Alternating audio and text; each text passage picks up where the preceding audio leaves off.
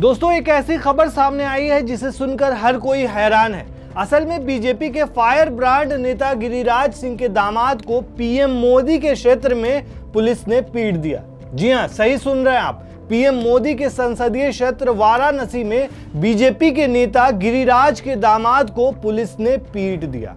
लेकिन ताज्जुब वाली बात यह है कि हर छोटी सी बात पर अपनी राय रखने वाले गिरिराज सिंह इस मामले पर चुप है। उनकी चुप्पी पर लोग सवाल उठा रहे हैं। असल में पूरा मामला क्या है और क्यों पुलिस ने उनकी पिटाई की है, चलिए आपको पूरी कहानी बताते हैं। दरअसल हुआ यह कि पहले खबर यह सामने आई थी कि उत्तर प्रदेश के वाराणसी में एक वकील के साथ पुलिस की मारपीट हुई है, लेकिन धीरे धीरे पूरा मामला खुला। वकील का नाम शिव प्रताप सिंह है और ये वकील साहब केंद्रीय मंत्री गिरिराज सिंह के दामाद हैं। शिव प्रताप सिंह की शादी 2013 में गिरिराज सिंह के भाई जयराम सिंह की बेटी शारदा सिंह से हुई थी। ये वाराणसी में रहते हैं। ये विवाद दरअसल दोस्तों एक ट्रैफिक जाम के दौरान शुरू हुआ। ये घटना तब हुई जब शिव प्रताप सिंह अपनी पत्नी के साथ वाराणसी के लक्ष्मी कुंड स्थित मंदिर से अपने घर लौट रहे थे। रथ यात्रा चौराहे पर उन्हें भारी ट्रैफिक जाम का सामना करना पड़ा। जानकारी के मुताबिक दोस्तों जल भराव की वजह से रास्ता बंद था, इसलिए पुलिस ने उन्हें दूसरे रास्ते से जाने के लिए कहा। इसी बात को लेकर पुलिस और गिरिराज सिंह के दामाद शिव प्रताप सिंह के बीच काफी तीखी बहस हुई, जिसके बाद पुलिस वालों ने उनकी कुटाई कर दी। मारपीट के कारण शिव प्रताप सिंह को गंभीर चोटें आई और उन्हें तुरंत अस्पताल में ले जाया गया। यहाँ तक कि जो पिक्चर आप देख रहे हैं दोस्तों, उसको देख करके ही आपको अंदाजा हो गया होगा कि किस कदर उनकी पिटाई की गई है। दोस्तों, इस घटना के बाद मामला सोशल मीडिया पर तेजी से फैल गया। लोग इस घटना को प्रधानमंत्री नरेंद्र मोदी के संसदीय क्षेत्र और केंद्रीय मंत्री गिरिराज सिंह और उत्तर प्रदेश के मुख्यमंत्री योगी आदित्यनाथ से जोड़कर चर्चा कर रहे हैं। साथ ही गिरिराज सिंह और नीतीश कुमार के साथ उनकी पिक्चर भी खूब वायरल हो रही है, जो पिक्चर आपने देखी।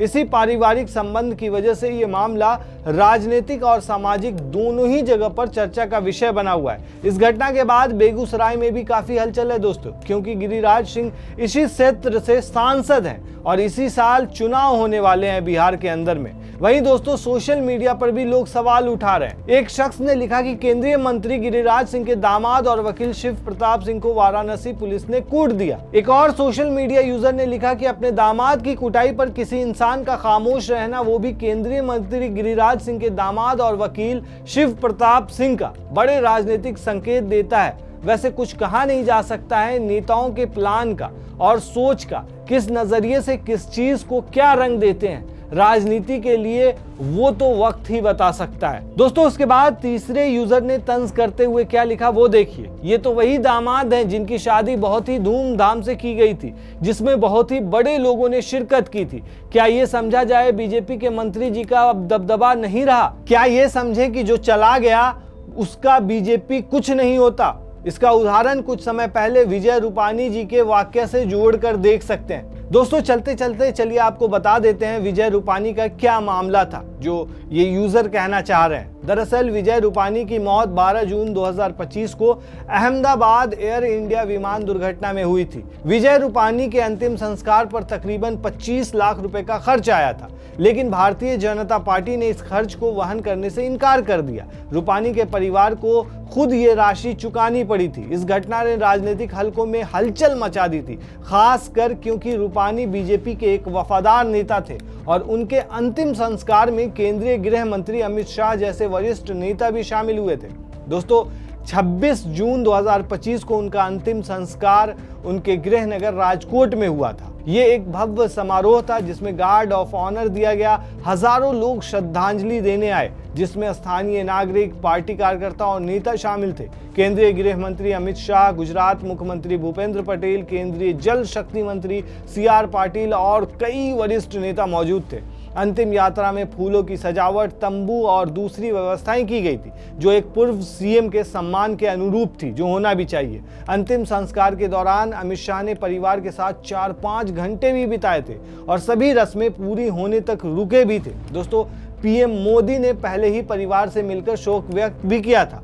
ये समारोह रूपानी के योगदान को दर्शाता था, लेकिन 3 महीने के बाद ये विवाद का केंद्र बन गया। अंतिम संस्कार के 3 महीने के बाद सितंबर 2025 में खबर आई कि बीजेपी ने अंतिम संस्कार के खर्च को वहन करने से इनकार कर दिया। खर्च लगभग 20 से 25 लाख रुपए का था, जिसमें फूल, तंबू, सजावट और दूसरी व्यवस्थाएं शामिल थी। शुरू में लगा कि स्थानीय बीजेपी इकाई ये खर्च उठाएगी, लेकिन जब वेंडर्स ने पार्टी ऑफिस से पेमेंट मांगा तो उन्हें बताया गया कि रूपानी परिवार खुद पेमेंट करे। जुलाई में वेंडर्स परिवार के पास पहुंचे थे और पैसे मांगे। परिवार ने ये राशि चुका दी, लेकिन उन्होंने इसे दिल दुखाने वाला और अमानवीय बताया। परिवार ने कहा कि ये पैसे की बात नहीं है, लेकिन बीजेपी के रवैये की है। रूपानी ने अपना पूरा जीवन पार्टी और समाज को समर्पित किया और उन्होंने ये भी कहा कि पार्टी ने पहले से सूचित नहीं किया कि वे खर्च नहीं उठाएंगे।